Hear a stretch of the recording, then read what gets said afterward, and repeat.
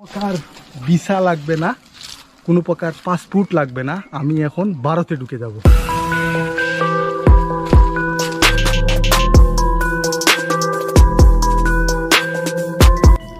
Visa passport ছাড়া বাংলাদেশ থেকে অবৈধ পথে সরাসরি ইন্ডিয়া সত্যিই কি যাওয়া যায়?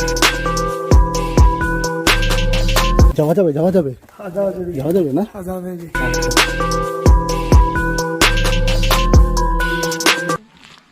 জুমগাঁও এখন আসি আমরা জুমগাঁওতে। বাংলাদেশের সীমান্ত পার হয়ে গাঢ় উপজাতির এই গ্রামে কি সৌন্দর্য লুকিয়ে আছে। ভারত বাংলাদেশ সীমান্তে অনেক সৌন্দর্য লুকিয়ে আছে, সেই সাথে এই সীমান্ত দিয়ে অনেক কিছুই বাংলাদেশে অবৈধভাবে প্রবেশ করে।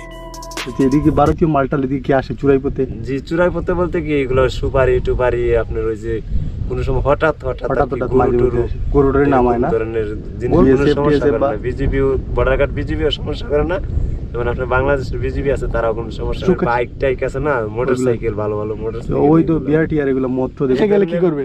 পোশাক নিয়ে গেলে আপনার ভাববো যে আপনি প্রশাসনের লোক, তখন আপনার আটকাইবো, বাংলাদেশ বর্ডার গার্ড বিজিবি রে জানাইবো, তখন আপনার সমস্যা হবে। এমন আছে পুলিশে ধরে জেলখানা তো দিয়ে দিতে পারে।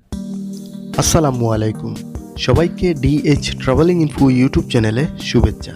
আশা করছি সবাই ভালো আছেন। ভারত বাংলাদেশ সীমান্তবর্তী এলাকার নতুন আরও একটি পর্বে আজ আমরা দেখব বাংলাদেশের লুকানো সৌন্দর্য।